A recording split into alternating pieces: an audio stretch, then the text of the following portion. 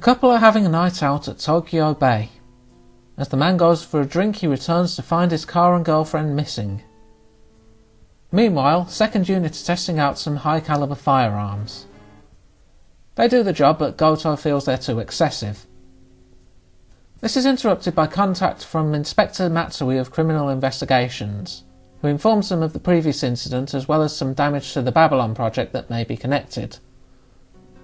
The girl was found, but isn't in any state to talk.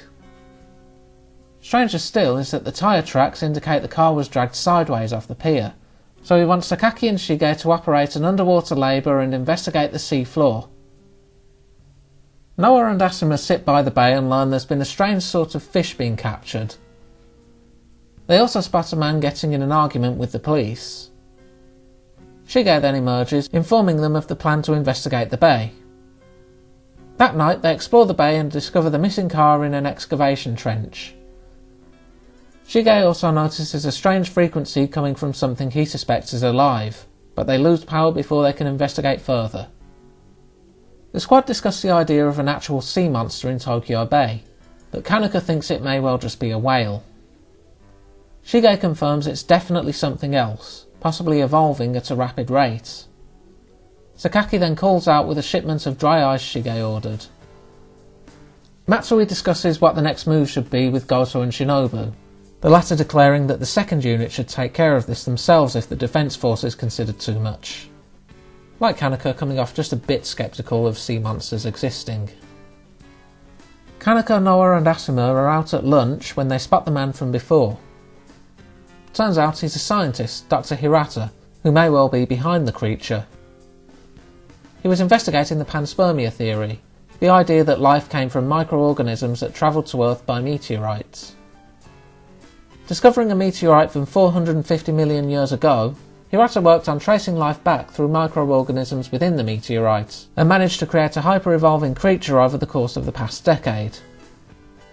The problem is it learned to evolve on its own, so Hirata did the responsible thing and dumped it in the ocean, which may have caused it to evolve even faster thanks to the minerals and pollutants.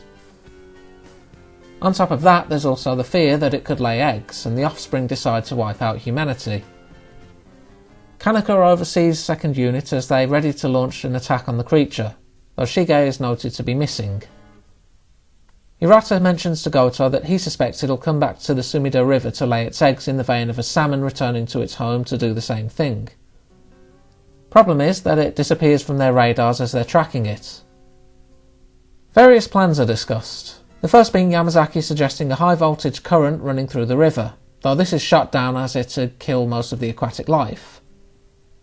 Asuma suggests a high-frequency sound wave using the Ingram speakers, but Hirata worries it might speed up its egg-laying. Noah suggests Hirata, as its creator, try reasoning with it if it's evolved so rapidly, but Hirata suspects it might trigger bad memories if it sees him, and he definitely is not just trying to avoid being the creature's first target. At that moment, Shige is spotted, holding an oxygen destroyer made using the dry ice. Sakaki followed him to try and stop him using it, but Shige drops it as they struggle. Funnily enough, it causes the creature to surface, and it bears a resemblance to Yamazaki. Upon seeing this, Yamazaki moves closer to it and the two stare each other down. No one's really sure what happens in that time, but the creature eventually heads out to sea, disappearing entirely upon reaching the Pacific. If there's one thing Japan enjoys, it's Godzilla, and this was just one of Mamoru Oshii's tributes to that franchise.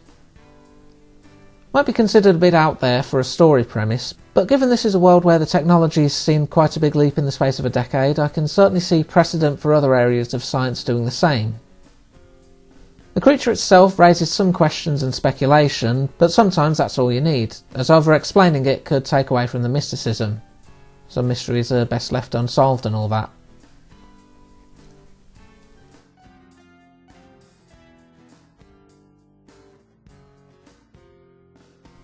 Second unit are caught up in a hostage situation. Ota's trigger-happy side gets the better of him and he charges forward. Worse still is Labor's gun goes off. Thankfully, Sakaki had the foresight to load the first chamber with a blank, as Goto details while lecturing them on how, well, this isn't some kind of mech anime. The higher-ups have temporarily relieved them of duty to go back to basic training at an academy near Mount Fuji known as the Labour Den. Upon arriving, they learn that Goto himself is overseeing their training, with their first assignment being to clean up. As they do so, they learn Shinobu is also attending. She informs them the only other constant presence is Gen, the handyman. They then hear a scream from the men's bath and discover it filled with a red liquid. Goto analyses it and determines it's paint from a training bullet, which freaks out another training officer, Sakuma. Goto says he'll look into it, so the squad should retire and not look outside tonight. That night, Ota is washing up when he hears a girl's voice saying, "Don't shoot." He finds hair in the water bowl he's using as a ghostly-looking girl appears at the window. The rest of the men's dorm hear something outside and look out despite their orders. They discover a moss-covered Labour with the skeleton of an officer in the pilot's seat. Noah confirms the next day that she never saw anything, and Kanaka, ever the skeptic, wonders if they were all just dreaming. Shinji also notes that Goto's been acting odd since arriving. Asuma pulls Noah away from training to get a look around the area. The girl at a nearby shop resembles the ghostly girl. The old man who runs it, Buchiyama, also recognises Asuma.